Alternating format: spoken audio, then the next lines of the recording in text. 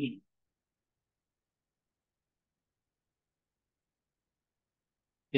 ini baru 17 orang ya yang join.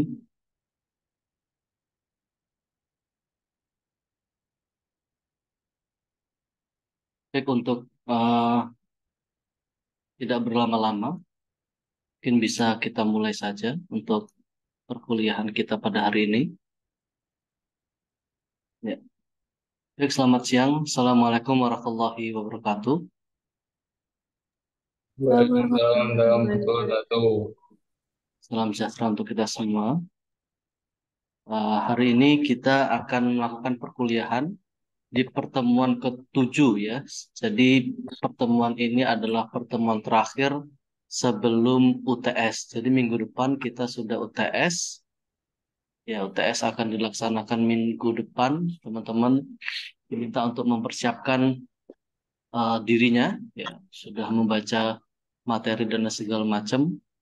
Kemungkinan sifat ujiannya open book. Ya, jadi nanti siapkan catatan-catatannya yang masih kurang lengkap bisa dilengkapi. Ya, kemudian ini mohon maaf ya karena kita ada kegiatan UNIP, jadi perkuliahan tidak bisa kita laksanakan secara offline atau tidak tatap muka. Jadi mohon maaf kita laksanakan secara Zoom atau via Zoom dan nanti para presentator-presentator yang akan mempresentasikan eh, makalahnya itu langsung kita dengarkan bersama-sama via Zoom.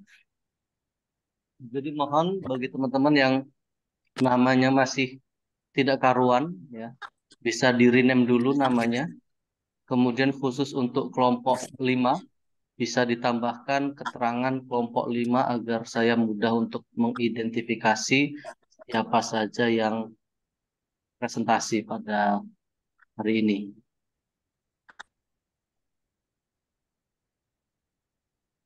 Sudah siapa saja yang hadir?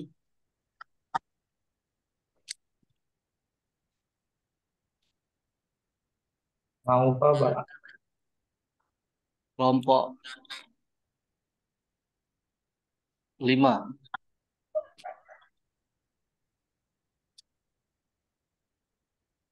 Kelompok 5 ada Maisha Anggraini, ada Muhammad Ramanda, ada Oktavia Ramadhani, ada Nia Kartikasari, ya ada 4 nih. 4 apa 5 nih? 4.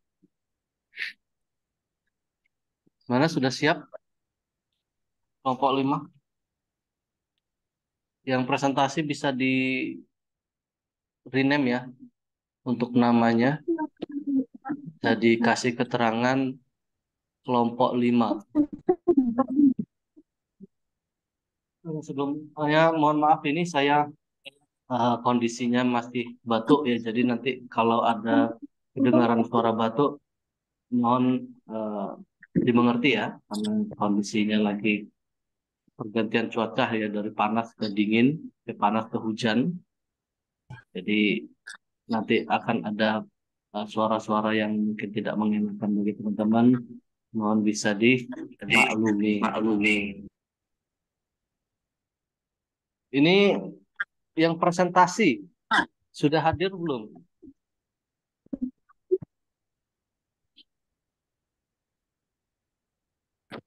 Yang presentasi hari ini sudah hadir belum?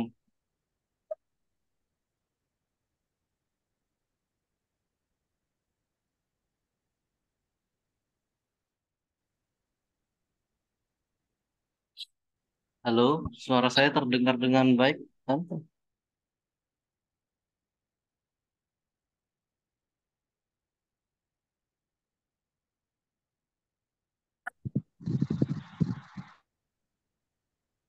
Yang presentasi hari ini siapa? Bisa bikin keterangan kelompok 5.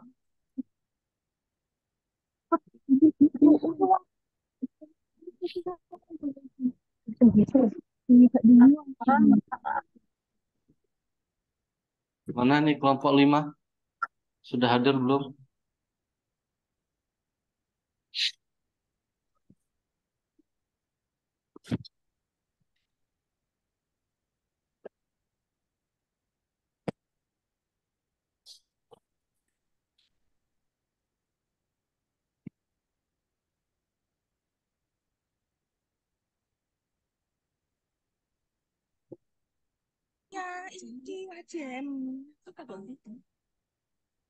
Halo, kelompok 5 sudah hadir atau tidak ada ini? Kalau kelompok 5 tidak ada, bisa kita skip saja ya untuk hari ini. Sudah ada, Pak. Oh, ini langsung 5 orang gitu. 4 orang. Iya. Ah, iya. Ya, nggak apa-apa. Ada 5 orang di situ. Berapa orang? Tiga orang, Pak. Satu lagi mana? Yang Muhammad Ramanda Saputra. Muhammad Ramada Saputra. Oke. Saya jadikan co-host ya sama Meisha Anggra ini. Iya. Sudah ada 3 orang. Sudah siap untuk presentasi? Ya, Zoom? Sudah. Sudah ya. Sudah bisa di-share screen? Silahkan share screen terlebih dahulu. Baik, untuk itu mari kita berdoa agar perkuliahan kita lancar. Berdoa yang masing-masing dimulai. Berdoa selesai. Baik, langsung saja saya persilahkan kepada kelompok 5 untuk presentasi hasil dari makalahnya. PPT ini nanti guys. Sebentar, Pak. Bentar, Pak. Tuh, bisa di-share screen kan? Dibuka dulu PPT-nya, terus share screen.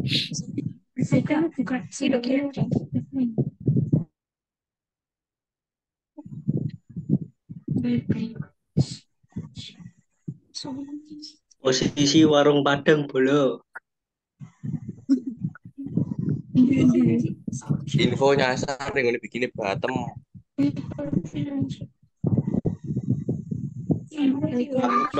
No warung Padang kok.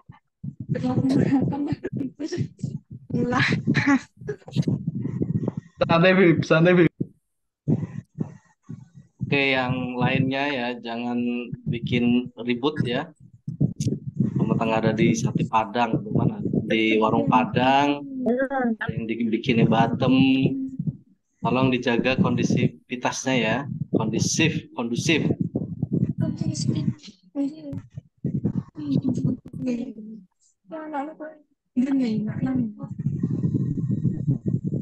Ayo, sudah, kita tidak punya waktu panjang karena ya kita nanti butuh banyak sekali.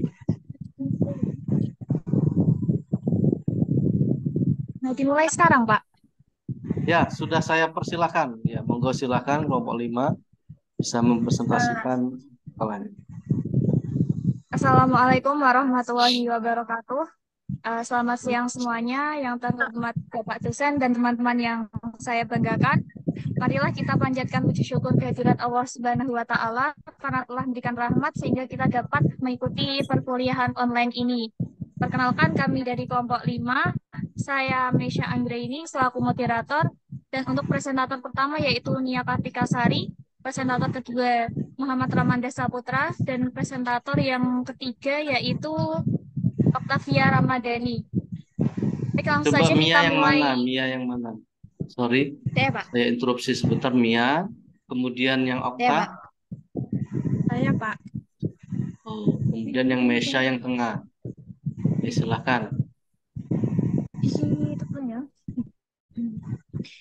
Baik, langsung saja kita mulai penyampaian materi yang akan disampaikan oleh Nia Kartika Sari. Kepadanya saya persilahkan. Oke, yang pertama pengertian uang. Uang yaitu benda-benda yang disetujui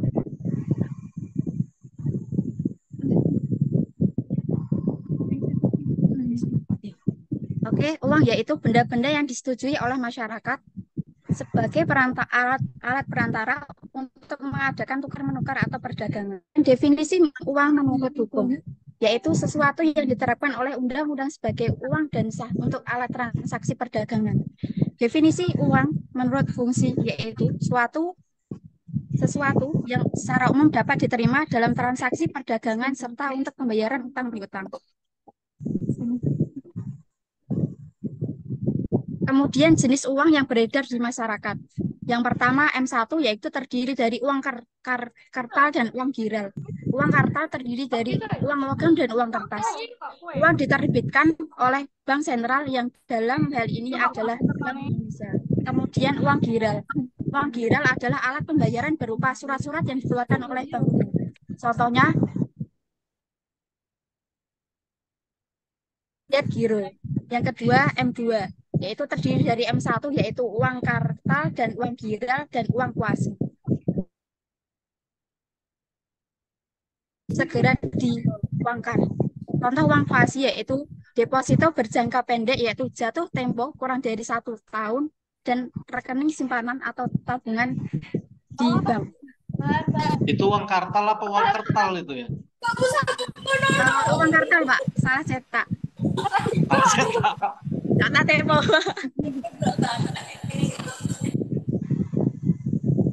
Kemudian selanjutnya yang ketiga M3 yaitu M2 dan deposito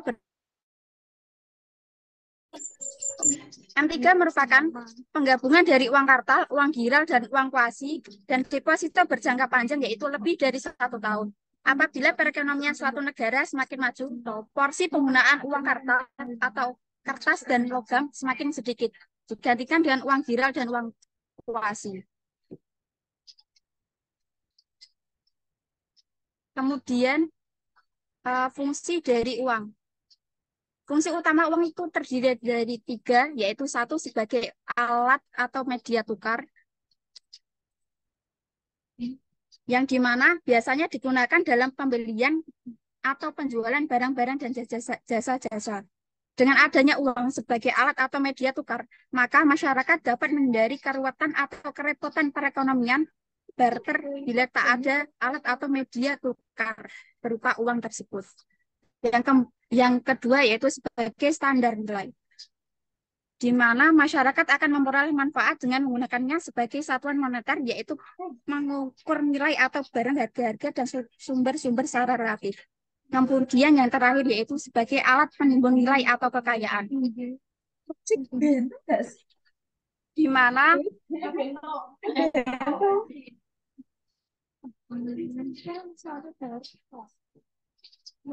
uang bertindak sebagai alat atau media penimbun nilai atau kekayaan karena uang merupakan milik kekayaan yang paling liquid. Meskipun ia tidak menghasilkan suatu pendapatan, tapi ia segera dan secara langsung dapat digunakan untuk memenuhi segala macam kewajiban finansial.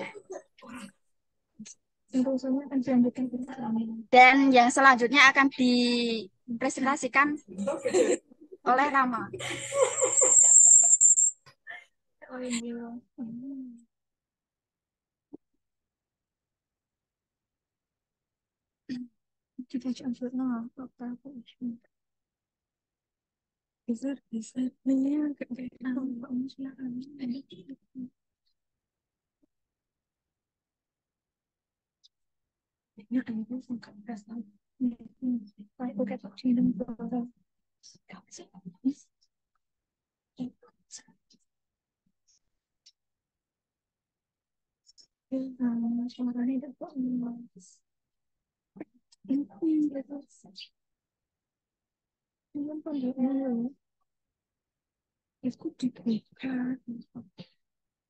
Halo, ini yang presentasi siapa?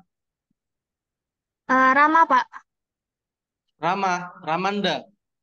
Mas, di unmute dulu. Suaranya masih belum terdengar ya. Oke. Diulangin. Cara bank menciptakan uang. Bank Indonesia atau BI dan pemerintah merupakan sumber penciptaan uang kartal, sementara bank-bank komersial merupakan sumber penciptaan uang giral. Proses sebuah bank dapat menciptakan uang giral. Simpanan nasabah dalam bentuk giro pada Bank A sebesar 1 juta rupiah untuk memenuhi ketentuan Bank Umum A menahan sebesar 50.000, 5% dikali 1 juta rupiah sebagai cadangan, sisanya sebesar 900 450.000 yang dalam hal ini adalah loanable fund dipinjamkan sebagai nasabahnya. 2. Nasabah yang mendapatkan kredit tersebut digunakan untuk membeli kebutuhannya. Pihak penjual dan adanya transaksi tersebut memperoleh uang yang kemudian menyetorkannya pada rekening gironya di Bank Umum B sebesar 950.000 oleh Bank Umum B setelah sebesar 5% dikali 950.000 sama dengan 47.500.000 rupiah. Sisanya dananya sebesar 2.500 rupiah. Kemudian dipinjamkan kepada nasabahnya. 3. Nasabah yang memperoleh pinjaman dari Bank Umum B membelanjakan uangnya tersebut oleh pihak penjual dan melakukan transaksi tersebut disetorkan ke 2.500 rupiah yang kemudian menahan sebagai jumlah tersebut sebagai cadangan likuiditas.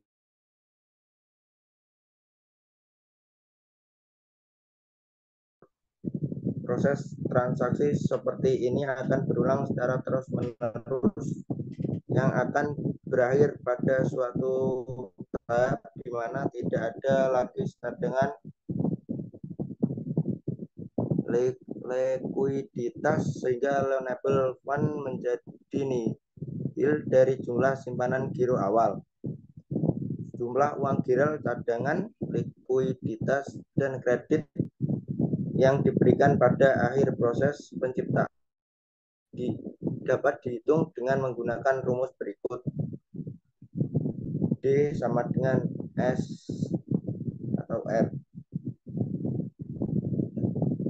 D jumlah seluruh uang giral, S jumlah uang giral, R ketentuan bagian uang giral dalam persen. A tabungan giral, D sama dengan S dibagi R.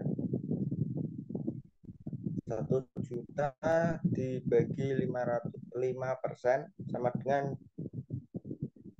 20 juta rupiah. Oke, cadangan wajib D sama dengan S dibagi R sama dengan 50.000 dibagi 5% sama dengan 1 juta rupiah. C. Kredit yang diberikan D sama dengan S dibagi R sama dengan 950.000 dibagi 5% sama 19 juta rupiah.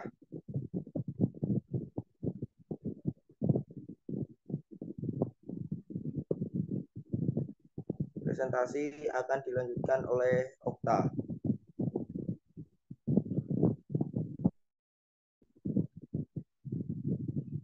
Bank Sentral. Bank Sentral adalah lembaga yang bertanggung jawab untuk mengatur sistem perbankan suatu negara.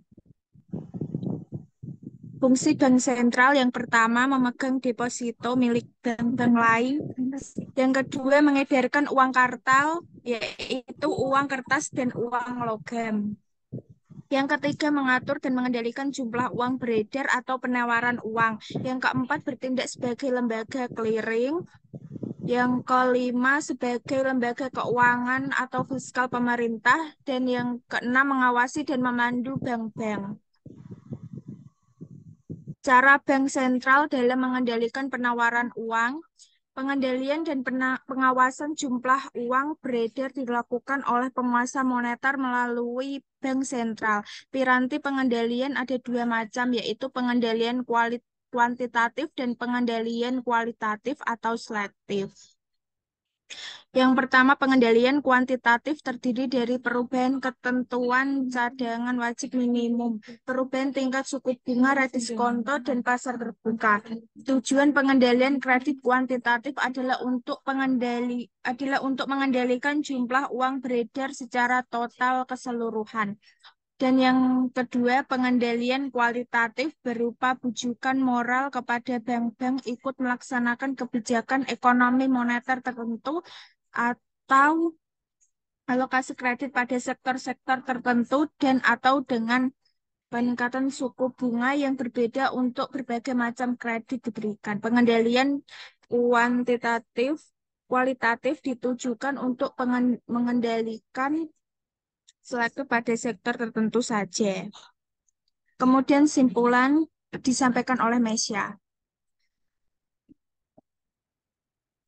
Untuk kesimpulannya adalah dari pemaparan di atas, maka dapat ditarik kesimpulan bahwa uang memiliki fungsi utama, yaitu sebagai alat tukar, standar nilai, dan media penimbun kekayaan. Fungsi-fungsi ini memungkinkan masyarakat untuk melakukan pertukaran dengan lebih efisien, mengukur nilai barang dan jasa. Dan dalam rangka menjaga stabilitas moneter, Bank Sentral memiliki peran penting dalam menjaga keseimbangan antara penawaran uang dan permintaan ekonomi, serta mengawasi bank-bank untuk mencegah ketidaksehatan finansial yang dapat mengancam perekonomian secara keseluruhan. Eh, untuk selanjutnya, ini sesi tanya jawabnya di sini juga, Pak.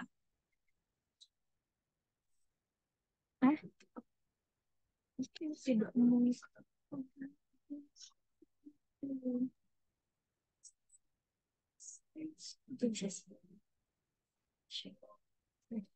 Eh, apa?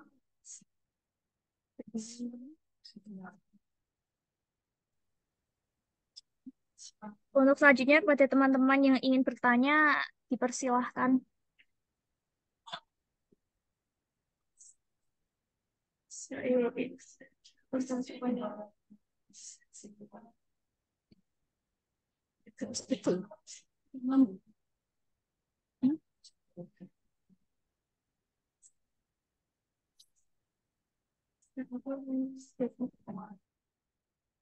Ya, langsung. Yang mau Langsung. tanya raise hand. Ya, di sini langsung. Yang mau tanya bisa raise hand langsung ditanyakan kepada pemateri.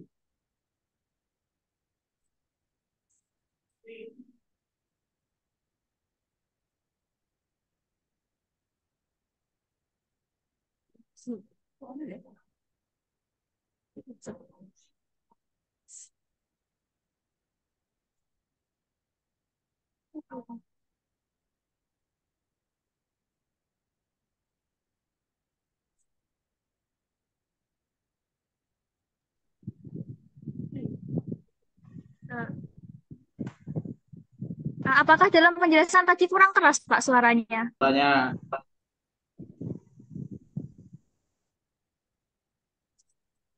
Hmm.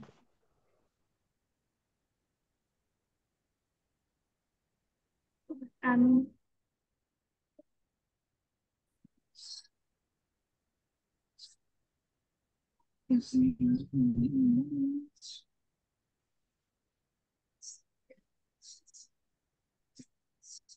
saya mau bertanya. Ya, Pertanyaan saya adalah bagaimana Bank Sentral dapat menggunakan kebijakan moneter untuk mempengaruhi penawaran uang? bagaimana Bank Sentral? Dapat menggunakan Kalau di kebijakan saya sih moneter sudah cukup ya.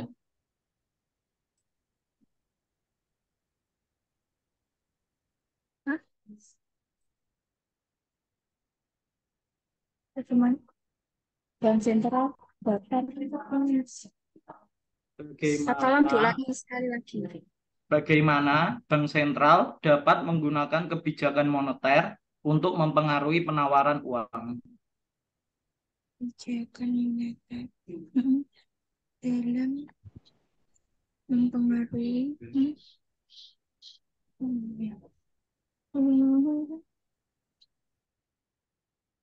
penawaran uang.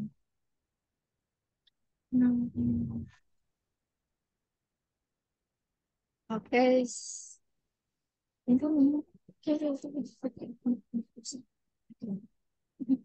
Oke,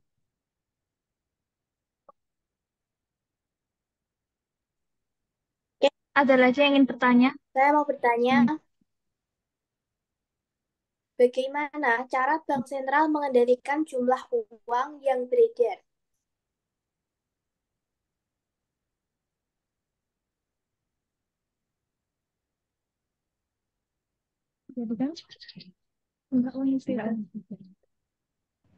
Nim? Bagaimana cara Bank Sentral mengendalikan jumlah uang yang beredar?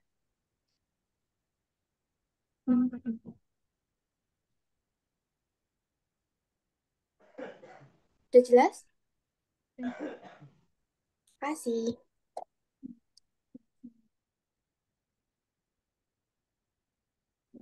Permisi, saya mau tanya. Nama, Nim? Nama saya Salwa Novalina Putri, NIM 61. Tadi sudah dijelaskan ada slide fungsi Bank Sentral yang nomor 4, yaitu bertindak sebagai lembaga clearing. Pertanyaan saya, apa itu lembaga clearing? Apa itu lembaga? Clearing. Clearing.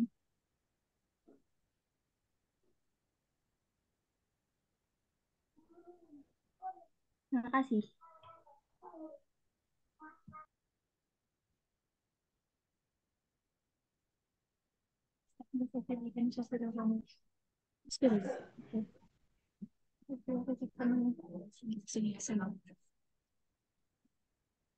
Ada lagi yang mau ditanyakan?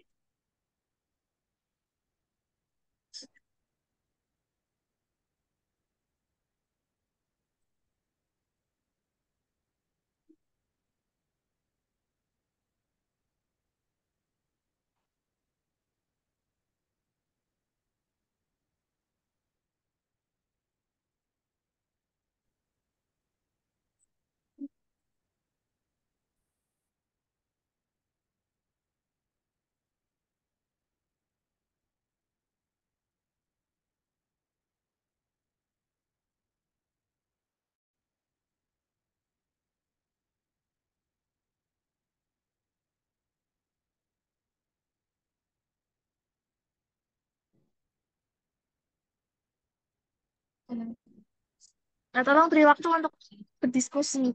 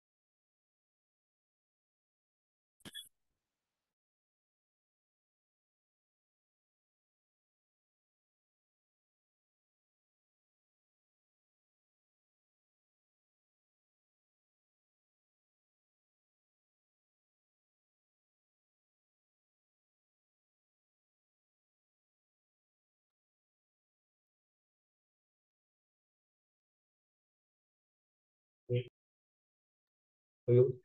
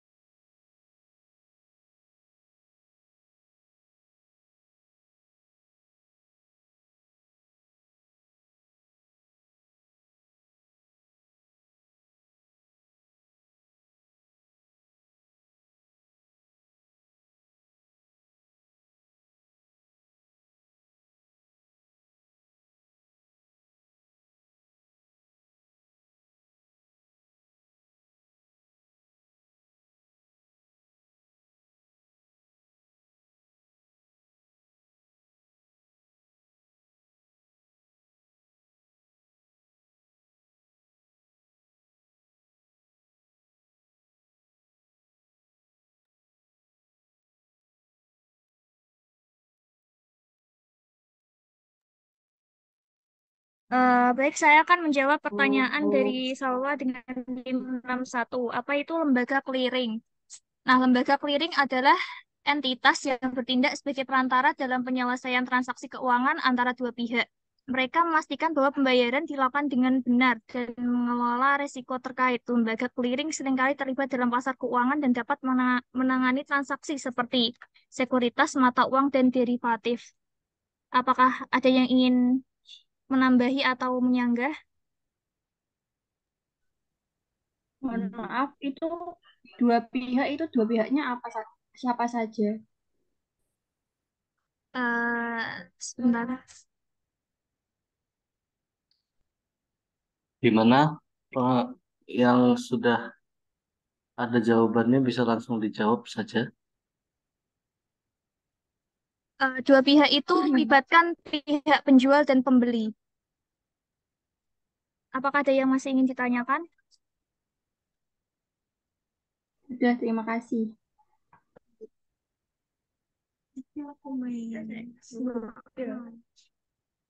Kemudian pertanyaan dari Putri, bagaimana cara Bank Sentral mengendalikan jumlah yang beredar? Di sini di PPT sudah dijelaskan bahwa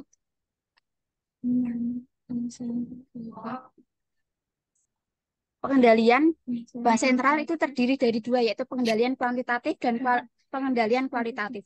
Pengendalian kuantitatif terdiri dari perubahan ketentuan cadangan wajib bunga, perubahan tingkat suku bunga, dan pasar terbuka. Kemudian tujuan dari pengendalian kredit kuantitatif adalah mengendalikan jumlah yang beredar secara total keseluruhan.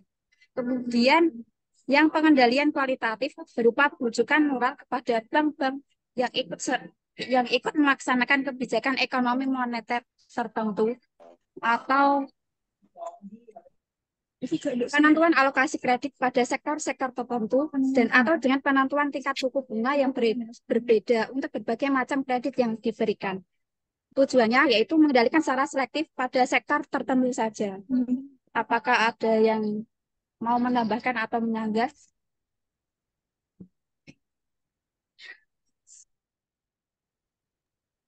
Baik, sudah jelas. Maaf tadi saya kurang memperhatikan karena sinyalnya putus-putus ya, maaf ya.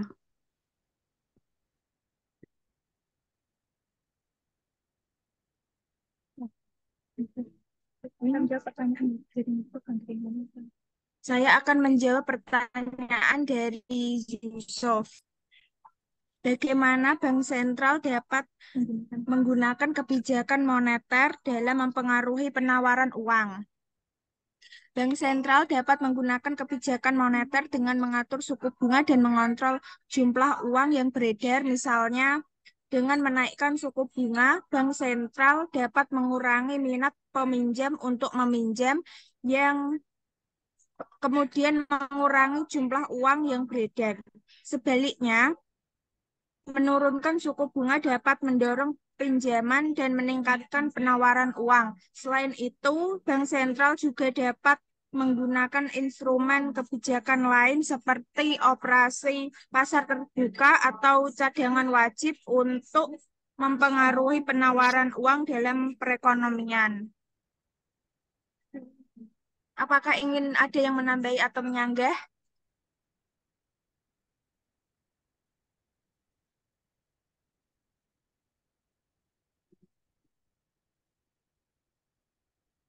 Apakah ada yang ingin ditanyakan lagi?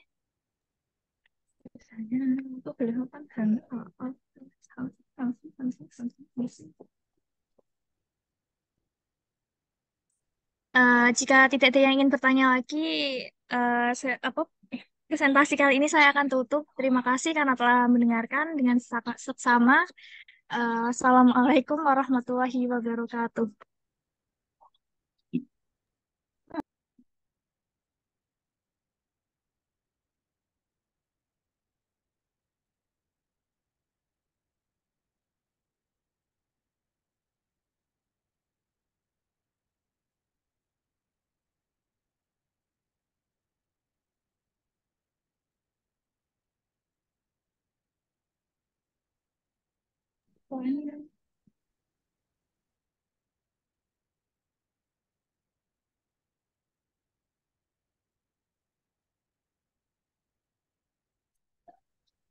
Waalaikumsalam warahmatullahi wabarakatuh. Jadi berapa tadi yang tanya? Tiga orang aja ya? Iya Pak, 3 orang aja. Meisha, Meisha. Itu video nama enggak tahu.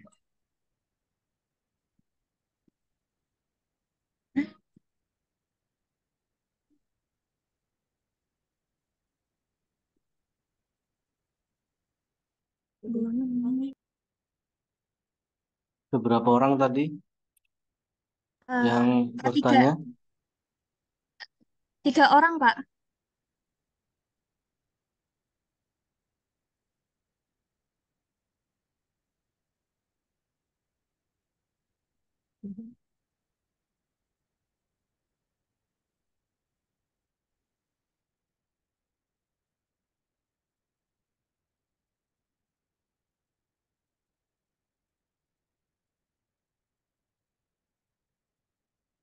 Oke.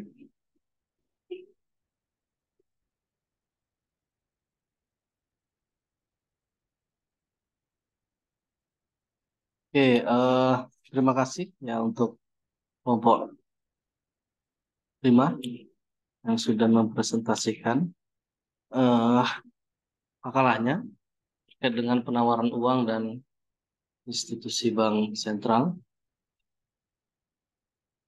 Ya, ya, sudah. Ini suara saya terdengar dengan baik ya? Atau nge-lag Iya, ini Pak. suara saya? Suaranya nge-lag. Ada Pak. Cek.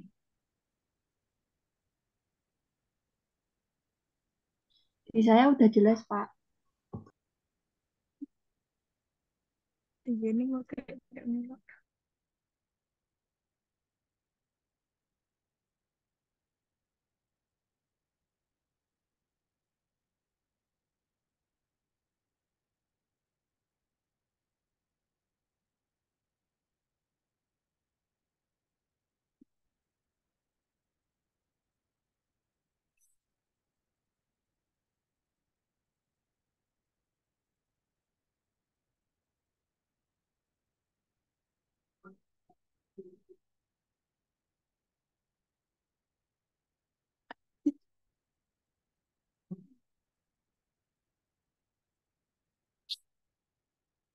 Agak tuh gimana agak tuh? Sekarang sudah normal?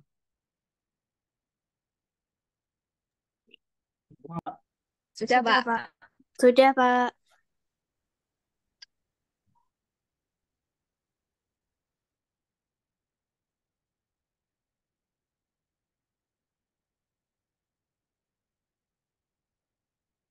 Oke.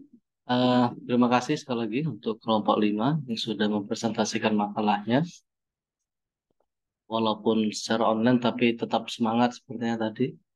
Ya, bertiga, ya satu laptop cukup bagus ya. Tapi sepertinya materinya kurang banyak, sedikit sekali ini materinya. Sorry ini mau konfirmasi lagi suara saya loading lama atau gimana ya? Sudah oke ya. Oke, oke. Topik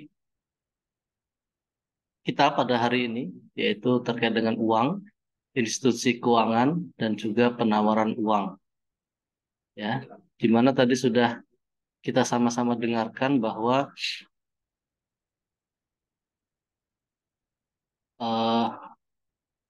uang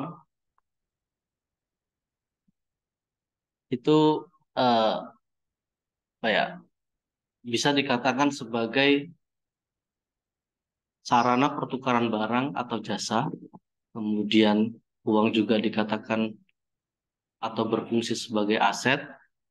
Kemudian juga uang bisa berfungsi untuk membayar kredit ya atau membayar utang-utang yang ada.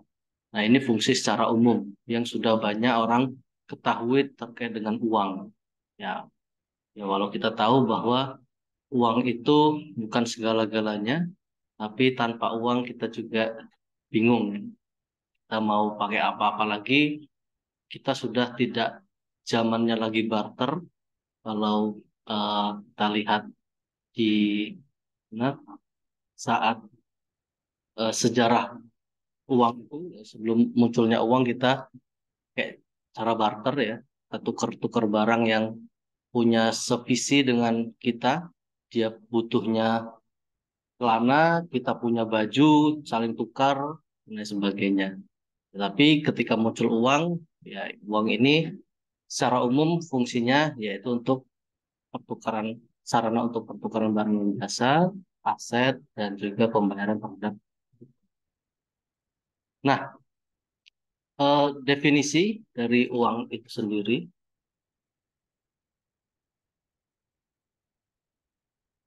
ini kok menghalangi ya sebenarnya. Gimana cara nge-hide-nya?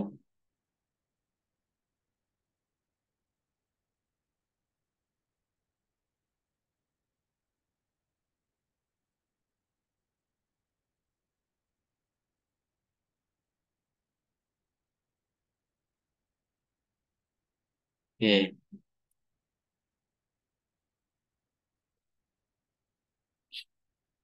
oke kita lanjut. Ini adalah definisi, kemudian ciri dari uang dan fungsinya. Di mana definisi uang itu adalah suatu benda yang disetujui sama masyarakat sebagai alat perantara kegiatan tukar menukar dalam perdagangan. Ya, jadi uang di sini adalah dikatakan sebagai benda yang disetujui dalam artian bisa digunakan untuk pertukaran barang. Jadi kalau dalam masyarakat tidak disetujuin bahwa benda itu bisa digunakan untuk tukar menukar, maka itu tidak bisa dikatakan sebagai uang. Kemudian ciri dari uang, di mana cirinya adalah nilainya tidak mengalami perubahan dari waktu ke waktu. Jadi kalau misalnya uangnya itu adalah 5.000, mau berapa tahun kemudian itu tetap ya nilainya tidak berubah-ubah. 5.000 ya segitu 5.000. Kemudian mudah dibawa-bawa, ya apalagi sekarang kita tahu ada uang apa? Uang digital, semakin mudah lagi. Kita tinggal klik-klik sana sini, scan sana sini sudah langsung bisa bayar ya. Walaupun uang ini sebenarnya bentuk fisiknya ya seperti yang kita lihat ya ada uang eh, logam dan juga uang kertas. Tapi juga dengan adanya perkembangan teknologi bisa uang ini dibuat jadi digital.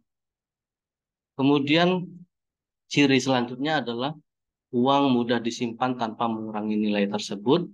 Nah, kalau misalnya saat barter dulu kan, kalau orang pengen nyimpen suatu kekayaan butuh yang namanya tempat ya, atau sesuatu yang besar.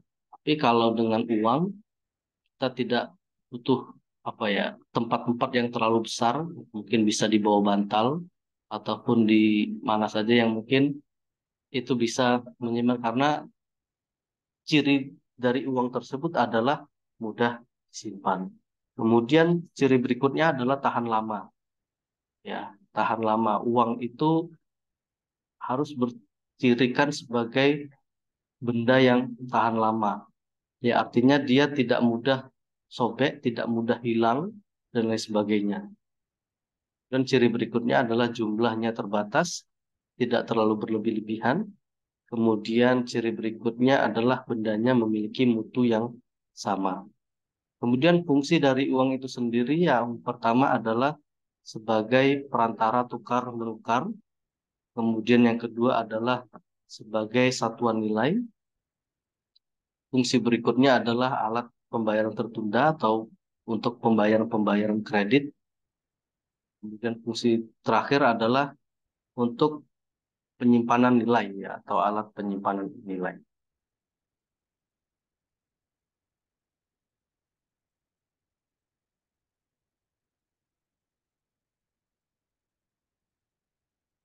nggak jalan ini. Oke, saya hampir lupa ini. Belum presensi ya.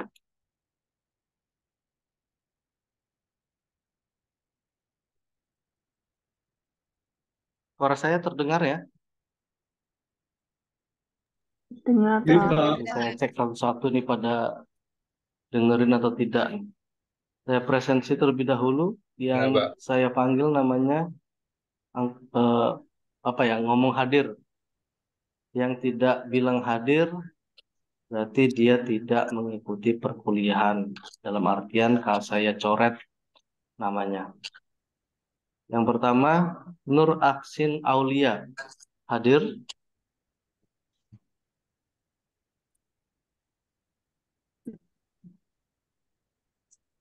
Nur Aksin tidak hadir? Nggak Kelas ada, Pak. strategi manajemen, Pak. Nabila Berliana Putri hadir? Nabila Itu absen. Kelas 1B, tidak Pak. hadir? Itu Daniel absen Yuda yang kelas Khairul. berapa, Pak? Kelas Itu absen manajemen yang kelas bukan berapa, kelas Pak? kita, soalnya Mbak Pak. kita Nur kelas Aksin 1B. Aulia hadir? Itu bukan kelas kita, Pak.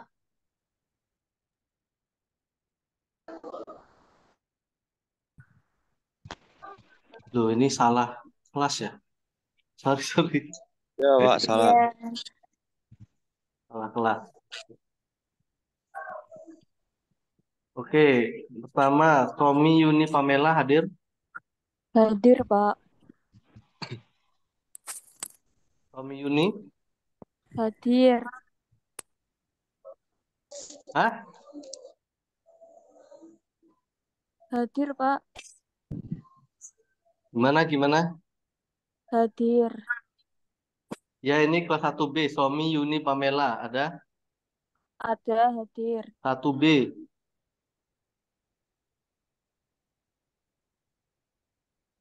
Iya, ini yang 1B. Somi Yuni Pamela.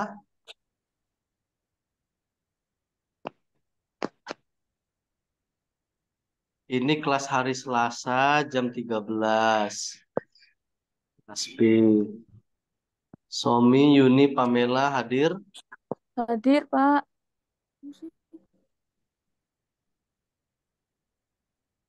Ya, hadir. Selanjutnya Septiana Siska Auliasari. Hadir. Septiana. Hadir. Sofia Umul Isma. Hadir, Pak. Sofia Umul Isma. Hadir, Pak. Arifatu Nailisova.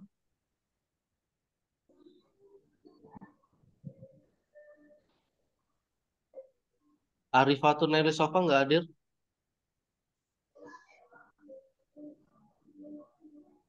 Hadir nggak nih?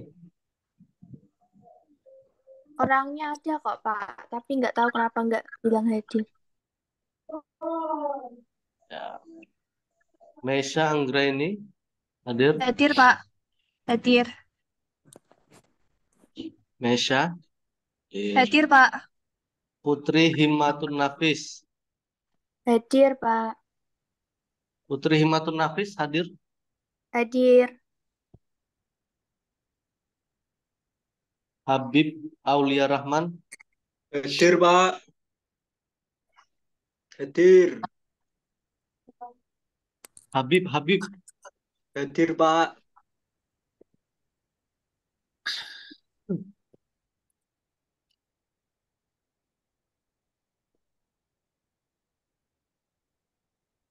Habib hadir nggak nih Habib? Hadir, Pak. Oh, ditinggal nih HP-nya. Ini, Pak. Hadir. Habib hadir. Hadir. Habib kok suaranya cewek? Laki-laki ini, Pak. Habib Aulia Rahman ini cewek apa cowok ini? Cowok, Pak. Hadir. Oh.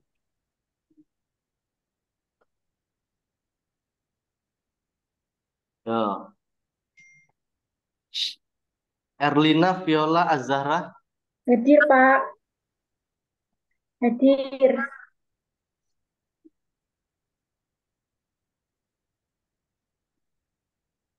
Ya, yang sudah hadir sudah. Hadir, Pak.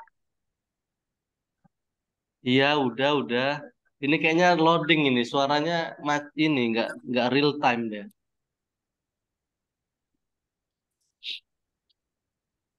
Saya ngomong, ah,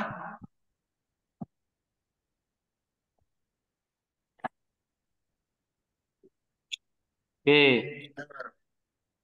ya ini saya sudah dari tadi bilang oke, sudah. Lanjut Erliana Viola Azahra. Hadir, Pak. Hadir. Erliana Hadir, Pak. Valencia Rosaria Septi Andara. Hadir, Pak. Val- Rizka Aulia. Hadir, Pak.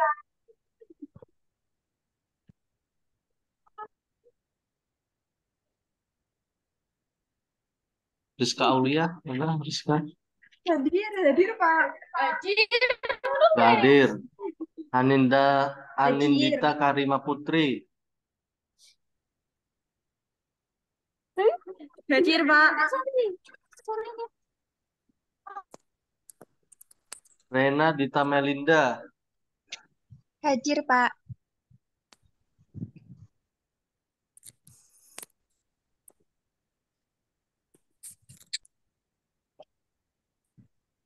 Erlina. Rizka Aulia ada, Rizka.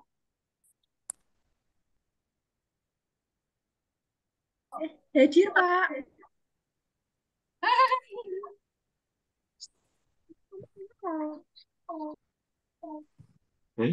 Susah ini kayaknya nge-lag ini. Jadi saya ngomong, iya.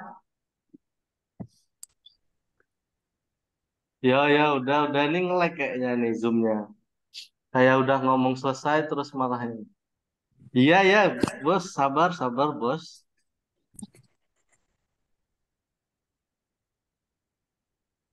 Iya, iya kayaknya loadingnya lama ya. Mukhlis Ainur Wahid.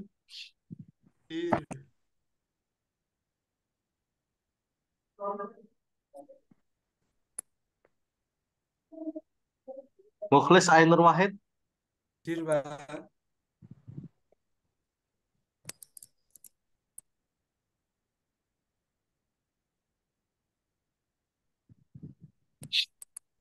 Mukhlis Ainur Wahid hadir. Hadir.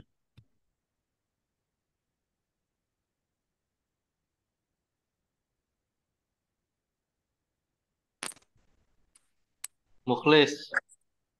Hadir. Oke, hadir. Nadia Izzatin Nisa. Hadir, Pak.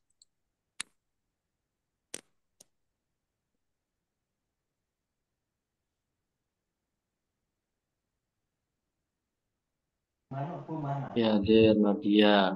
Muhammad Ramanda Saputra. Hadir, Pak.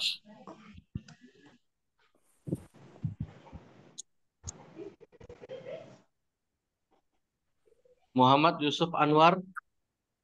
Hadir, Pak. Septian Vinayanti. Hadir, Pak. Muntarif. Hadir, Pak.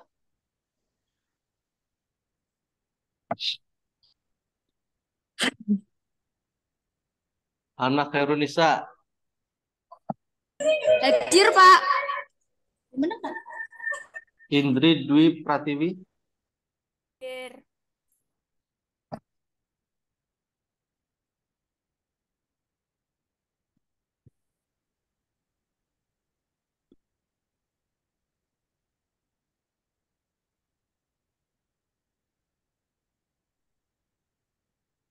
Muhammad Noval Aprilio.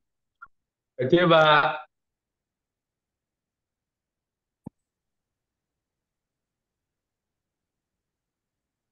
Novel Aprilio nggak ada ya? Novel Aprilio? Ada.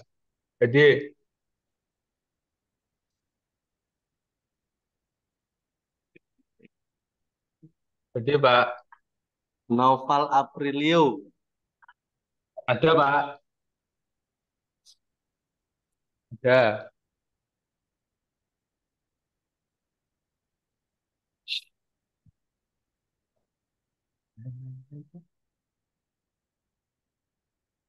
Fadila Nurisa. Hadir, Pak. Hadir, Pak. Adriana. Salwa Novalina. Hadir, Pak. Dimas Agung Zainudin. Hadir, Pak. Hadir, Pak. Bayu Putra Ardhani. Itu Aser itu. Hadir, Pak. Hadir. Aser teman-teman Novel Aprilio. Ada, Pak.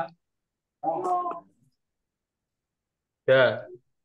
Diganti dulu namanya, di rename dulu namanya, biar saya bisa ngidentifikasi mana yang hadir mana yang enggak. Yang ini Siswa Amelia Iza. Kita lihat.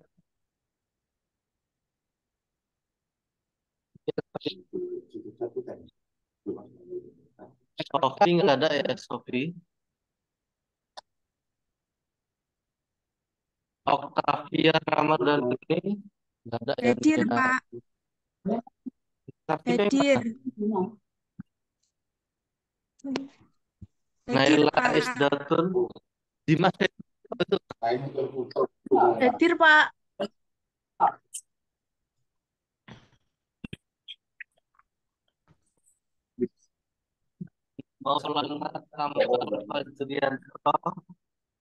Hadir, Pak. Hadir.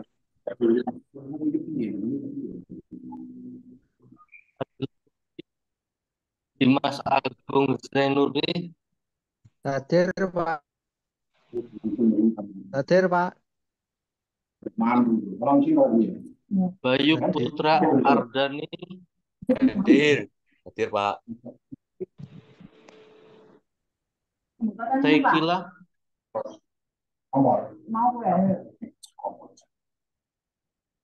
Wahyu Sheila Andriani. Nggak ada Wahyu. Ada Fitri Anggreni. Hadir, Pak. Itu. Hadir. Sylvia Amelia.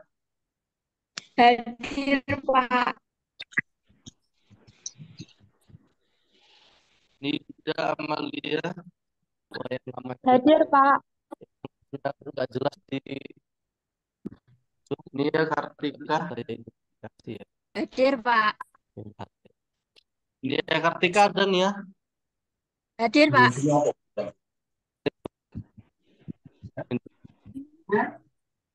Hadir, Pak. Nggak ada Nia yang Kartika Nia. hadir.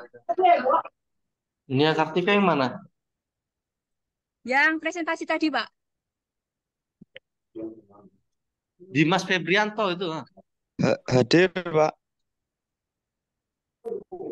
Hadir. Dita Ayu Novitasari. Hadir, Pak.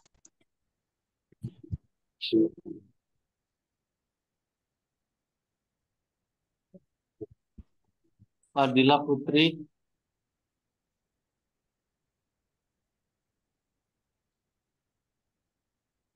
Kalian. Dimas. Kalian hadir, Pak. Kalian. Dimas hadir, Pak. Syarifatul Ulfa. Hadir, Pak. Hadir, Pak. Hadir. Hadir. Sofi Aizah ini emang nggak ada ya, Sofi? Nggak ada, Pak. Sofi nggak ada. Nia Kartika nggak ada. Yang ada, Pak. Tadi yang presentasi. Fitri itu. Nia Kartasari hadir, Pak. Fitri hadir, Pak. Oh, gabung jadi satu ya, Fitri Anggreni Puspita. Ya. Enggak. Iya, Pak.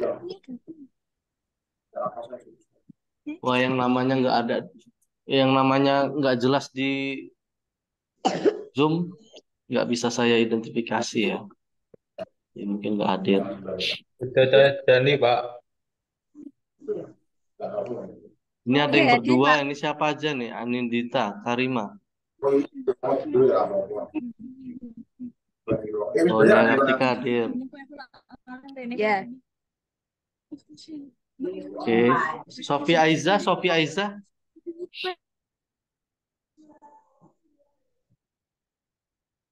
Enggak ada, Pak. Sofi Aiza cowok apa cewek?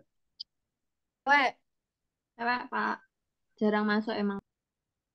Ya. Oke, Sofi Aiza yang belum ada ya. Oke, kita lanjut untuk materi tadi. Ini sepertinya sudah nge-lag nih. Oke, kita masuk pada sejarah uang ya.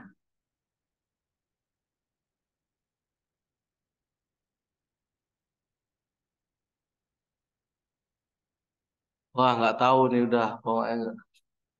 Ah, ya sudah. Kita masuk ke materi.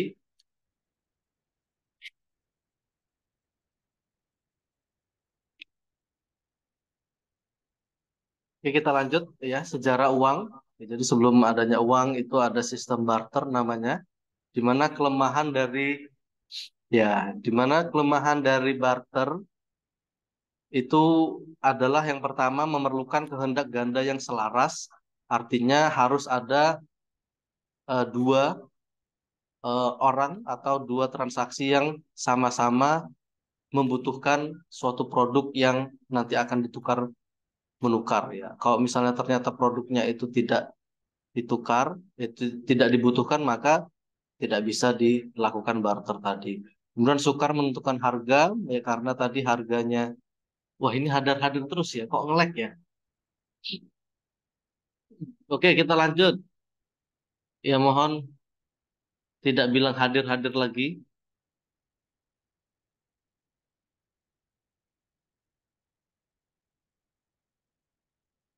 Tolong di-mute dulu semuanya.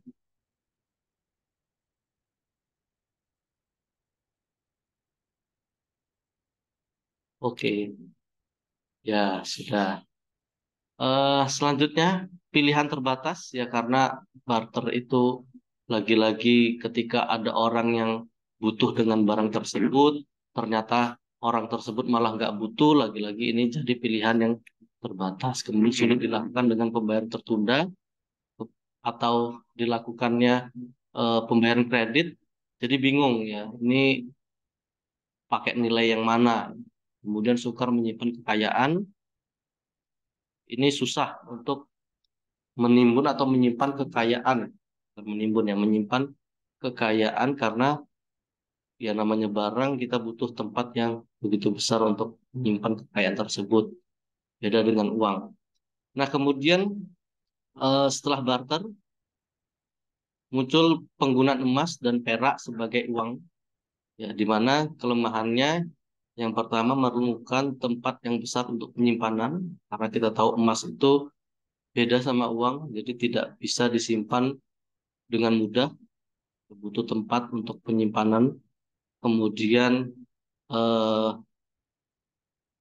bendanya itu berat, jadi mungkin bawa berapa kilo emas yang sebagai alat tukar sangat menyusahkan, menjadi kelemahan. Kemudian kelemahan berikutnya dari penggunaan emas dan perak adalah sulit untuk ditambah jumlahnya. Jadi harus ditempel-tempel dulu ya, kalau pengen eh, jumlahnya itu semakin banyak ya. Kemudian setelah penggunaan emas dan perak ya, sebagai uang, maka muncullah uang kartal dan uang giral. Jadi mana uang kartal itu yang kita ketahui bersama adalah uang kertas dan uang logam. Uang giral adalah uang yang dikeluarkan oleh umum berupa cek dan lain sebagainya.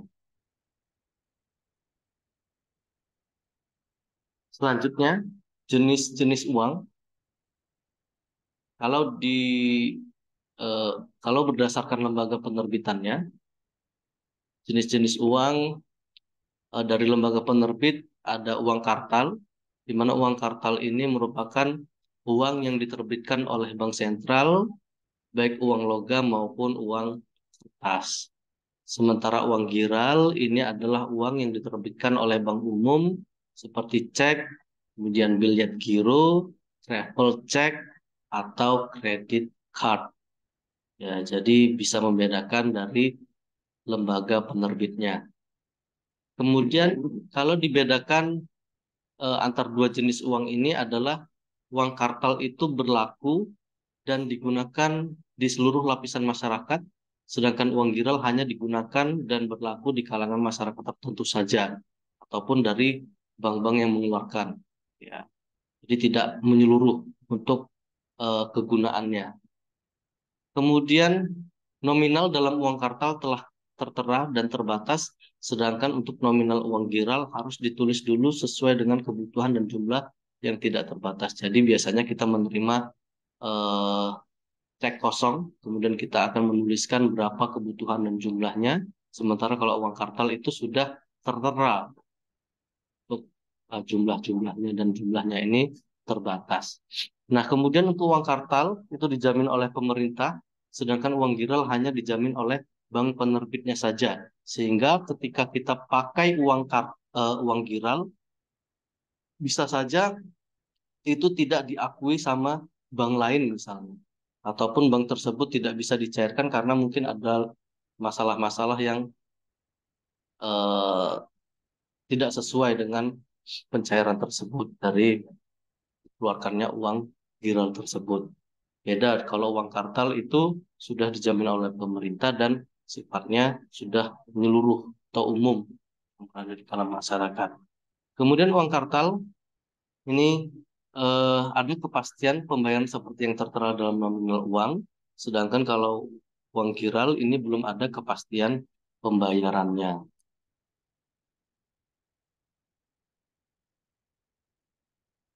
Nah, selanjutnya peranan dan kegiatan bank umum. Yang pertama, lembaga keuangan ini dibedakan atas beberapa jenis.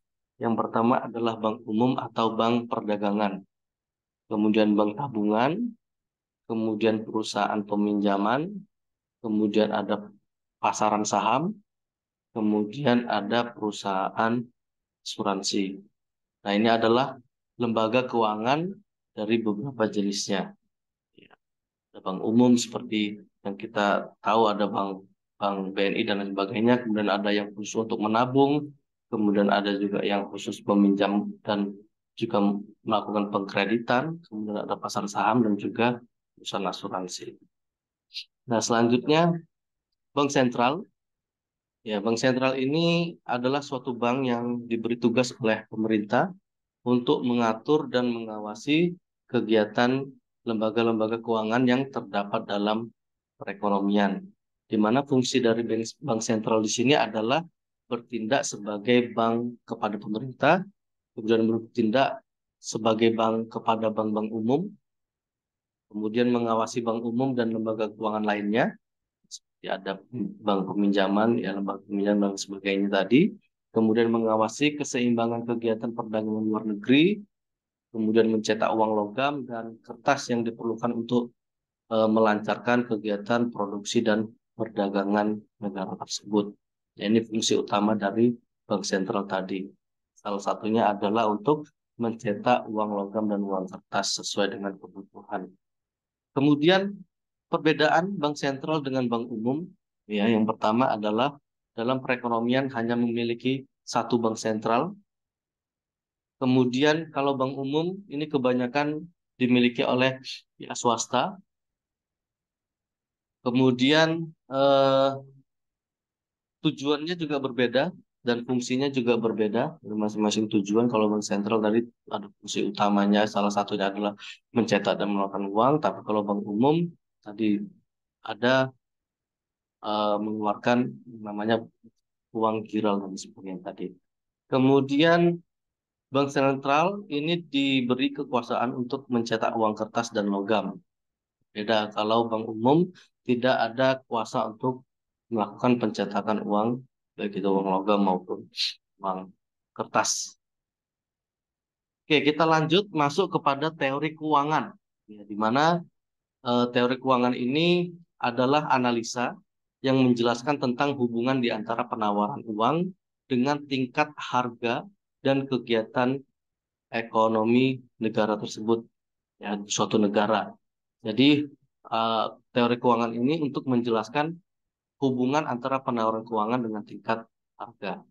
Nah, di mana teori keuangan ada dua pandangan, yaitu dari teori keuangan klasik, kemudian teori keuangan yang kedua adalah dengan pandangan teori keuangan Keynes. Ya. Jadi ada dua untuk teori keuangan klasik dan juga teori keuangan Keynes. Nah, kita masuk pada teori keuangan dari pandangan klasik terlebih dahulu terkait dengan penawaran dan harga. Pertama, ada teori kuantitas, di mana untuk rumus persamaan pertukaran dari teori kuantitas ini yaitu MP sama dengan PT, di mana M adalah money supply atau penawaran uang, kemudian V itu adalah laju peredaran uang atau velocity of money, kemudian P itu adalah price atau harga, dan T adalah trading atau jumlah barang-barang dan jasa yang diperjualbelikan. Jadi untuk persamaannya MP sama dengan PT. Di mana dalam keadaan ini, maka pertambahan penawaran uang akan menimbulkan kenaikan harga yang sama persentasinya dengan pertambahan dan penawaran uang.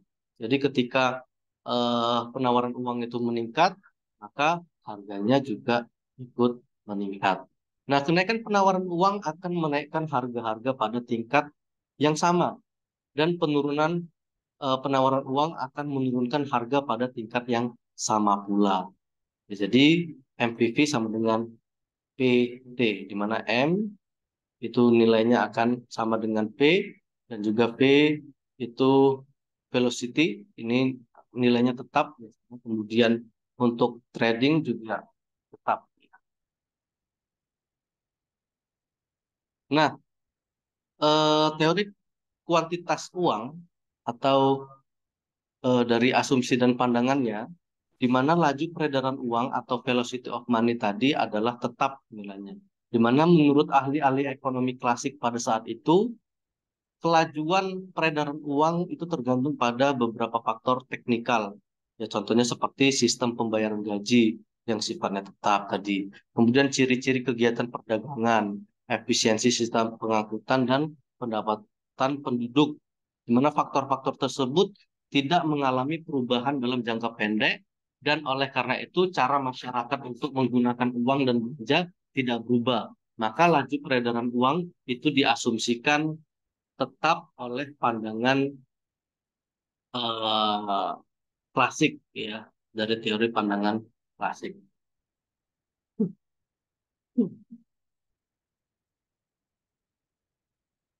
Halo, di sini masih pada dengerin atau sudah help?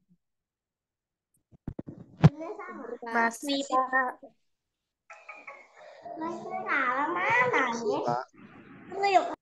Ini kayaknya terjadi ini ya, loading yang lama ini. Jadi saya ngomong A, responnya berapa Iya, tahun Pak, kemudian. delay kayaknya. Enggak masalah, ini kita lanjut saja. Kemudian yang kedua, kesempatan kerja penuh selalu tercapai dalam ekonomi. Ya, ini diasumsikan bahwa kesempatan kerja penuh akan selalu tercapai dalam suatu perekonomian. Sehingga contohnya saja setiap barang yang diproduksi akan dibeli oleh masyarakat. Maka untuk memaksimalkan keuntungan, produsen akan memproduksi barang pada tingkat kesempatan kerja penuh atau full employment.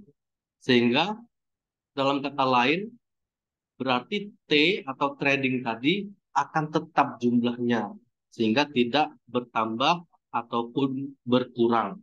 Sehingga P dan T itu nilainya tetap ya karena asumsi-asumsi tadi. Mungkin bisa kita contohkan dalam angka ya. Ini dimisalkan dalam suatu perekonomian dengan menggunakan satu contoh angka di mana diketahui tradingnya itu adalah 500. Kemudian untuk penawaran uang atau M-nya itu adalah 200 dan velocity of money-nya adalah 5. Sehingga berdasarkan dari kuantitas uang atau dari teori kuantitas uang tadi dikatakan persamaannya adalah MP sama dengan PT ya. Nah, jadi kalau kita jumlahkan maka untuk price-nya akan kan saya sudah menjelaskan sampai segini baru dijawab ya, tapi nggak masalah ya, ini kita lanjut aja. Sehingga kita ketemu angka 2 ya, di mana tadi sudah dibagikan di 1000 bagi 500 ya, jadi ada kenaikan terhadap price-nya tadi jadi 2. Kemudian diasumsikan ya, apabila yang terjadi tingkat harga dan penawaran uangnya meningkat sebanyak 25%, maka sebesar itu pula yang akan terjadi peningkatan terhadap harganya. Dicontohkan, yaitu dari 200 menjadi 250. Kalau dihitung, maka adanya peningkatan sebesar 25% yang sama, yaitu dari 2 menjadi 2,5. Ya, dengan menggunakan teori kuantitas tersebut, bahwa apabila penawaran uang itu meningkat sebanyak 25%, maka tingkat harga juga akan meningkat sebesar 25%. P-nya meningkat dari 2 menjadi price-nya 2,5. Nah, selanjutnya penawaran uang dan harga dari pandangan klasik kalau tadi dilihat dari teori kuantitas, kalau yang ini menggunakan teori sisa tunai ya, atau biasa tersebut apa ya? Ya ada bahasa istilah Inggrisnya ya mungkin. Saya lupa ya. Ya. Rumus yang digunakan untuk persamaan teori sisa tunai tadi, yang pertama adalah bukan yang pertama, sorry. Rumus pertama persamaan M sama dengan KPT. Ya, di mana M itu adalah penawaran uang atau money supply, kemudian K itu adalah bagian dari pendapatan masyarakat yang dipegang dalam bentuk tunai. Jadi K itu adalah pendapatan dalam bentuk tunai yang dipegang oleh masyarakat. Kemudian P-nya itu adalah price dan D-nya adalah trading. Nah, teori ini sama seperti sebelumnya, ya, yaitu pertambahan penawaran uang akan menaikkan harga pada tingkat yang sama dengan penambahan penawaran uang. Sama dengan teori sebelumnya. Nah, ini adalah kritik-kritik ya dari adanya teori kuantitas uang tadi, di mana permisalan bahwa T adalah tetap kurang tepat ya menurut pandangan-pandangan lain, sehingga ini dikatakan suatu yang kurang tepat. Kemudian laju peredaran uang itu tidak selalu tetap dalam jangka pendek dan jangka panjang, sehingga ini juga menjadi kritikan bagi teori kuantitas uang tersebut. Kemudian perhubungan di antara penawaran uang dan harga adalah lebih rumit dari yang diterangkan tadi oleh teori kuantitas yang simpel. Ketika penawaran uangnya naik, maka otomatis price-nya juga ikut naik sebesar jumlah penambahan tersebut. Ya. Ini juga menjadi kritik atas teori tersebut. Kemudian teori kuantitas hanya memperhatikan fungsi uang sebagai alat untuk melicinkan kegiatan tukar menukar dan transaksi dengan penggunaan uang. Dan juga kritikan terakhir adalah teori kuantitas ini mengabaikan efek dari perubahan penawaran uang terhadap suku bunga. Padahal ada efeknya ya terkait dengan perubahan terhadap suku bunga. Itu kritik dari teorinya klasik tadi ya, pendekatan atau pandangan klasik. Nah, selanjutnya kita masuk pada teori Keynes ya, teori keuangan Keynes. Ini ada 3 persoalan yang dikemukakan oleh Keynes di sini. Yang pertama adalah tujuan masyarakat untuk meminta uang itu apa? Ya, kemudian faktor-faktor yang menentukan suku bunga itu apa? Kemudian yang ketiga, efek perubahan penawar uang ke atas kegiatan ekonomi negara. Jadi ada 3 persoalan yang akan diangkat oleh Keynes dalam teorinya. Kemudian eh, bagian terpenting dari teorinya Keynes adalah menentukan suku bunga dan bagaimana suku bunga itu bisa mempengaruhi terhadap kegiatan ekonomi suatu negara. Misalnya ketika suku bunga itu naik, maka orang-orang akan berbondong-bondong untuk melakukan investasi. Misalnya kalau turun, orang tidak pengen investasi, malah pengen penawarannya makin tinggi itu. Orang-orang pengen uangnya dipegang sebagainya. Eh, Selanjutnya, ya teori keuangan Keynes tadi, di mana tujuan-tujuan memegang uang ada 3. Yang pertama, permintaan uang untuk transaksi. Ya, jadi tujuan utama orang-orang itu memegang uang adalah untuk bertransaksi, yaitu untuk bisa mentransaksikan uangnya memenuhi kebutuhan-kebutuhan hidupnya, di mana seseorang akan membelanjakan sebagian besar dari penghasilannya tersebut untuk memenuhi kebutuhannya. Yang pertama adalah untuk transaksi. Kemudian yang kedua, permintaan uang itu untuk berjaga-jaga. Jadi selain transaksi, orang meminta uang atau permintaan uang itu adalah untuk berjaga-jaga tujuannya, di mana uang yang disisihkan dan dipergunakan sewaktu-waktu untuk keperluan tak terduga atau mendesak seperti pengobatan dan lain-lain, itu masuk kepada permintaan uang untuk berjaga-jaga. Kemudian tujuan dari memegang uang yang berikutnya adalah permintaan uang untuk spekulasi, di mana uang yang digunakan untuk tujuan spekulasi ini adalah disimpan atau digunakan untuk membeli surat-surat berharga, atau dalam kata lain kita berinvestasi, ya, seperti obligasi, saham dan lain sebagainya.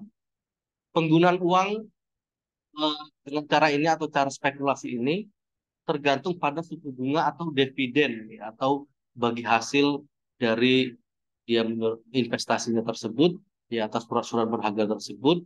Apabila suku bunganya tinggi, masyarakat akan lebih banyak membeli surat berharga. Orang akan semakin pengen untuk spekulasi atau berinvestasi karena pengembalian dari uang yang mereka tanamkan tadi nilainya akan tinggi karena suku bunganya tinggi. Kemudian apabila suku bunganya rendah, ini akan berlaku sebaliknya. Ya, mereka cenderung akan menyimpan uang mereka daripada membeli surat-surat berharga tersebut. Jadi ada hubungan antara suku bunga dengan,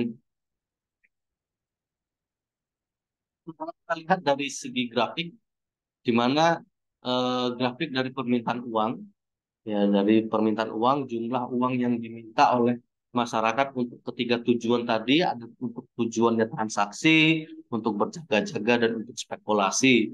Ya, kita lihat di sini, ya, untuk permintaan uang dengan tujuan transaksi dan berjaga-jaga, dia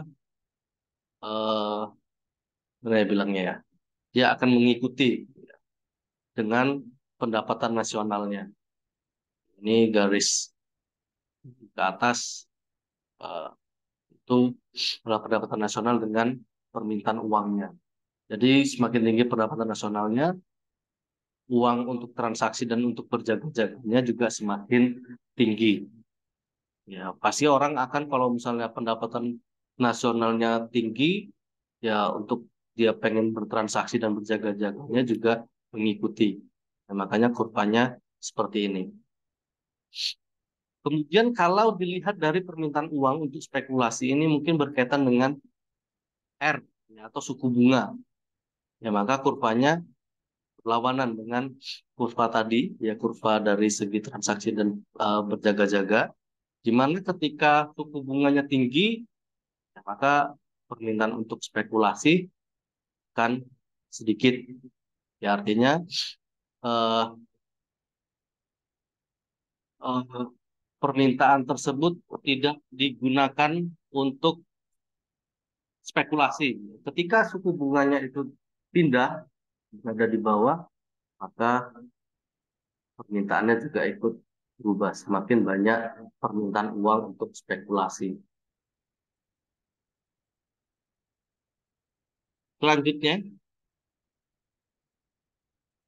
permintaan uang dan penawaran uang dan suku bunga, di mana grafik permintaan uang money demand ini kalau dilihat di gambar A, ya untuk permintaan uang di jaga-jaga dan transaksi itu tidak dipengaruhi terhadap suku bunga.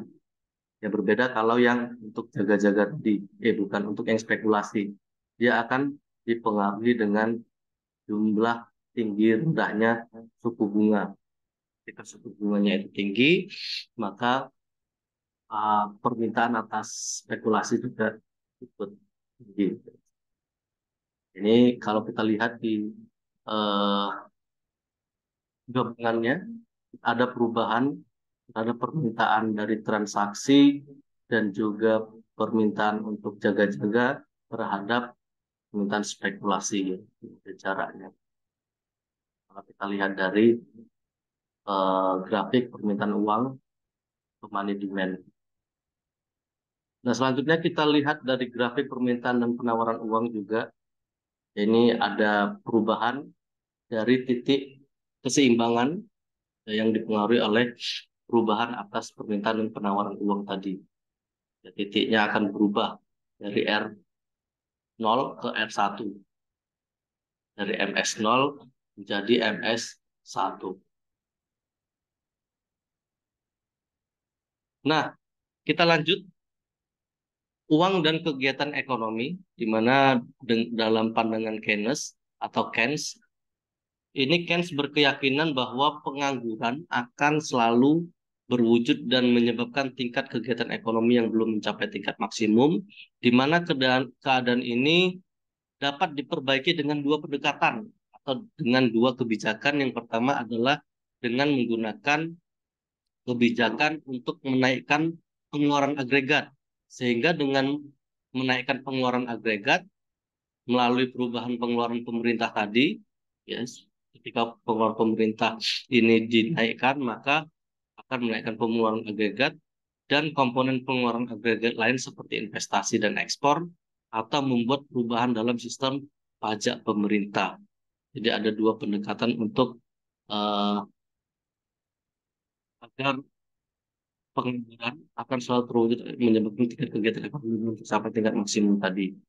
Ya, jadi ada dua keadaan yang dapat diperbaiki. Salah satunya yaitu dengan menaikkan pengeluaran agregat. Kemudian yang kedua, menambah penawaran uang. Ya, ketika bertambahnya penawaran uang akan dapat menambah pendapatan nasional, di mana efek perubahan penawaran uang dapat dibedakan menjadi 3 tahap. Yang pertama, perubahan penawaran uang akan merubah suku bunga, kemudian perubahan suku bunga juga akan mengubah jumlahnya investasi. Yang tadi dikatakan kalau semakin tinggi suku bunga, maka orang akan berbondong-bondong untuk investasi. Jadi tidak peredaran uang atau permintaan atas uang itu akan menurun, ya, karena ditabung semua misalnya. Kemudian perubahan investasi mengubah pengeluaran dan akhirnya mengubah pada pendapatan nasional, gara-gara makin banyak yang investasi dan mengubah pengeluaran tersebut yang akhirnya berdampak pada perubahan terhadap pendapatan nasional. Yang kalau kita lihat kurvanya terjadi perubahan-perubahan, ya. Kita lihat di sini ya suku bunga bergeser terhadap permintaan dan penawaran uang. Dan kalau dilihat dari suku bunga yang menurun, ini juga bergeser untuk dari investasinya. Orang kan ada pergeseran untuk investasinya dilihat dari suku bunga. Kemudian untuk yang pembelanjaan agregat, ya untuk dari sisi investasi, atau delta I ini investasi akan mempengaruhi terhadap pendapatan nasional juga ikut berubah, ya dari asumsi-asumsi tadi, ya di mana pandangan Keynes itu percaya bahwa pengangguran akan selalu terjadi dan menyebabkan tingkat kegiatan ekonomi yang belum mencapai tingkat maksimum tadi. Kemudian teori keuangan Keynes dan tingkat harga, di mana perangkap likuiditas tadi, suatu keadaan di mana suku bunga dalam perekonomian mencapai tingkat yang sangat rendah dan menyebabkan permintaan uang untuk tujuan spekulasi menjadi elastis sempurna. Kita lihat juga untuk perubahan-perubahan yang terjadi dari tingkat equilibriumnya atau tingkat keseimbangannya berpindah ya seiring tingkat suku bunga yang berbeda pula. Masih banyak ternyata ini. Nah, ini perubahan-perubahannya kalau kita lihat dari efek perubahan penawaran uang terhadap kurva AD-nya. Ya. Kemudian ini juga terhadap keseimbangan AD juga ikut berubah dari E0, kemudian E1, pindah jadi E2. Nah, ini untuk keterangan-keterangan dari kurva-kurva tadi, ya di mana di keadaan pertama, di kurva AS tadi, itu landai. Kemudian dari landainya itu keterangannya bahwa ada pertambahan uang yang bergeser dari kurva AD menuju AD1. Dan begitu seterusnya. Ada perubahan-perubahan, baik itu keseimbangan, baik itu dari kurva AD ke AD1 dan AD2, dan lain sebagainya tadi. Kemudian keadaan yang kedua, ini kurvanya curam. Kalau tadi landai seperti ini, curam. Mana ada pertambahan uang yang menggeser kurvanya AD yang bergeser menjadi AD1. Kemudian keseimbangan juga bergeser dari equilibrium 0 ke equilibrium 2 dan lain sebagainya. Selanjutnya kebijakan moneter dan kegiatan ekonomi, di mana kebijakan moneter kuantitatif, ya, tadi ada kebijakan moneter kuantitatif dan ada kebijakan moneter kualitatif. Nah, langkah-langkah bank sentral yang tujuan utamanya adalah mempengaruhi jumlah penawaran uang dan suku bunga. Ini untuk kuantitatif. Jadi fokusnya adalah mempengaruhi terhadap jumlah penawaran uang dan suku bunganya. Di mana dalam masa deflasi, itu penawaran uang perlu ditambah. Jadi biar bisa mendongkrak nilai mata uang tersebut. Ya, jadi tidak deflasi lagi atau penurunan mata uang. Nah, nilai ini mengakibatkan turunnya suku bunga dan penurunan ini akan menggalakkan kegiatan ekonomi melalui peningkatan terhadap investasi yang ada. Sehingga kesempatan kerja akan lebih tinggi dan pengangguran akan dapat dikurangi.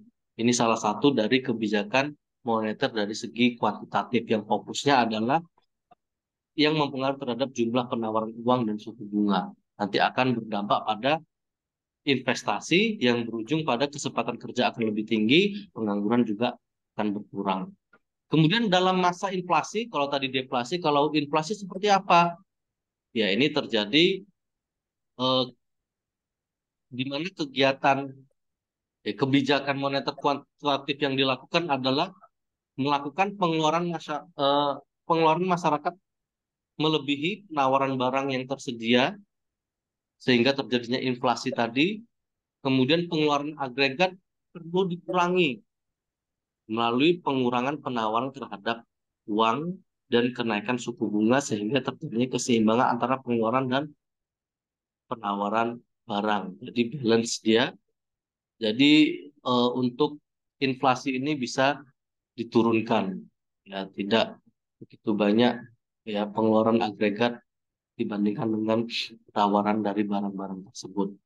Selanjutnya kebijakan ini dibedakan atas 3 jenis ya tindakan. Yang pertama, melakukan jual beli surat berharga di pasar uang dan pasar modal, kemudian melakukan perubahan atas suku diskonto atau perubahan suku bunga dan suku bunga yang harus dibayar oleh bank perdagangan atau bank umum tadi, kemudian membuat perubahan ke atas cadangan minimum yang harus disimpan oleh bank-bank perdagangan. Nah, kalau dari kebijakan moneter pada kualitatif atau kebijakan moneter kualitatifnya, ini adalah langkah-langkah dari bank sentral, dalam kata lain di sini adalah Bank Indonesia, dalam mengawasi bentuk-bentuk pinjaman dan investasi yang dilakukan oleh bank-bank umum atau bank perdagangan. Dari segi kreditnya diatur, diawasi bentuk-bentuknya seperti apa, dan investasi yang dilakukan oleh bank-bank tersebut. Kemudian kebijakan ini akan dibedakan menjadi dua jenis. Yang pertama mengawali pengawalan pinjaman secara terpilih dapat dilakukan dengan cara yang pertama pinjaman kepada para konsumen, kemudian pinjaman untuk pembelian saham. Jadi akan diberikan kebijakan khusus terkait dengan pengawal pinjaman tadi. Jadi tidak sembarangan melakukan pinjam meminjam atau melakukan kreditan.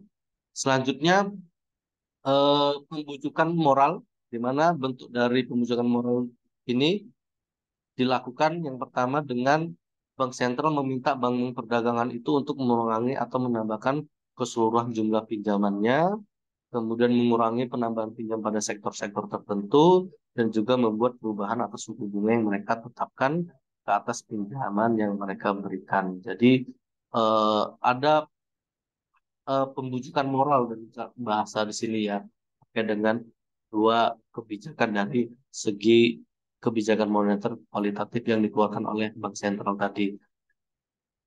Ini mungkin terkait dengan investasi-investasi yang dilakukan oleh bank-bank perdagangan.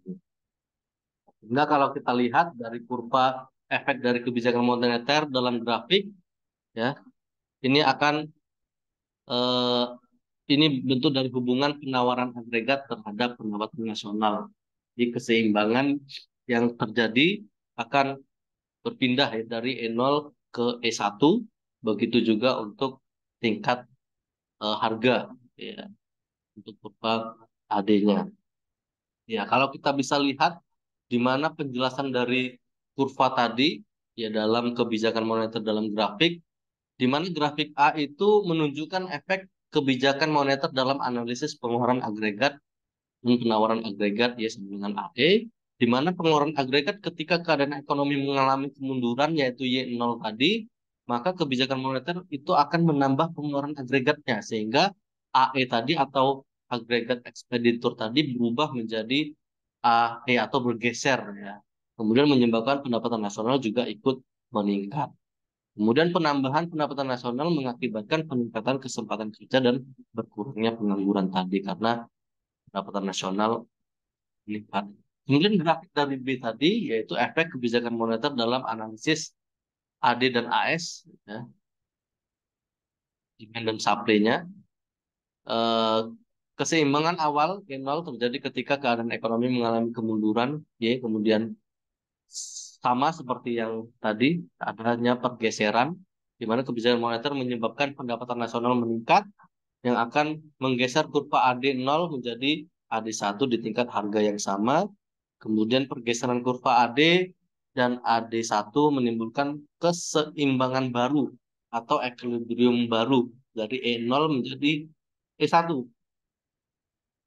Di mana AD-nya sama dengan AS, keseimbangan ini menimbulkan peningkatan harga dari P0 menjadi P1 dan pendapatan real akan berkurang dari Y1 ke Y2. Ini untuk gambarnya.